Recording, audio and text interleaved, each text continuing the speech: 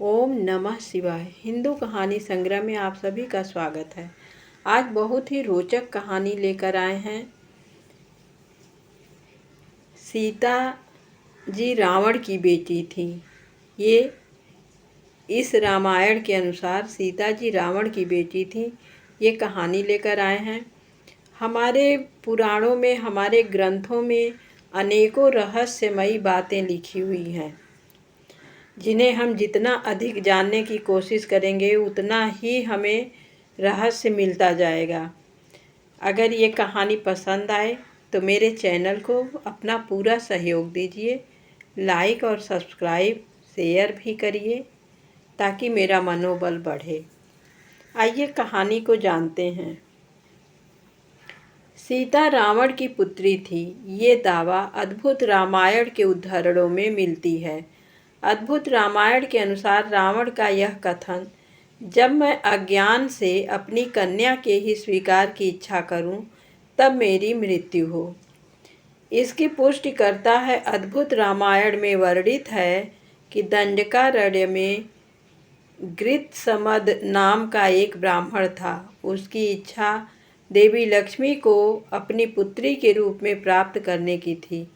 अपनी इस कामना की पूर्ति के लिए वह रोजाना कलश में कुश के अग्रभाग से मंत्रों का उच्चारण के साथ दूध डालता था।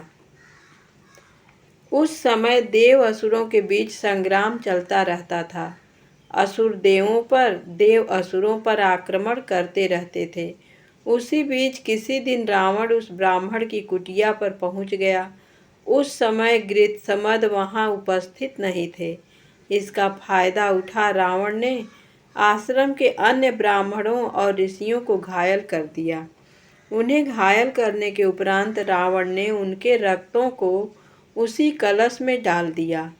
उस कलश को अपने साथ लेकर रावण लंका चला गया, जहां उसने अपनी पत्नी मंदोदरी को उस कलश को संभाल कर रखने को कहा।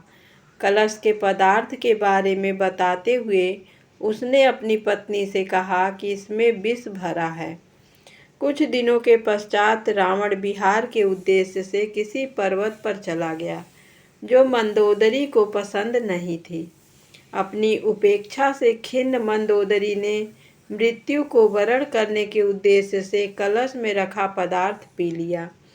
देवी लक्ष्मी को पुत्री के रूप में प्राप्त करने के लिए मंत्रोच्चारित दूध का प्रभाव पड़ा और मंदोदरी गर्भवती हो गई। मंदोदरी ने रावण के भय से उस भ्रूण को अपने शरीर से निकाल धरती के नीचे गाड़ दिया और सरस्वती नदी में स्नान करके वापस चली गई। कालांतर में इसी भ्रूण से सीता जी का जन्म हुआ।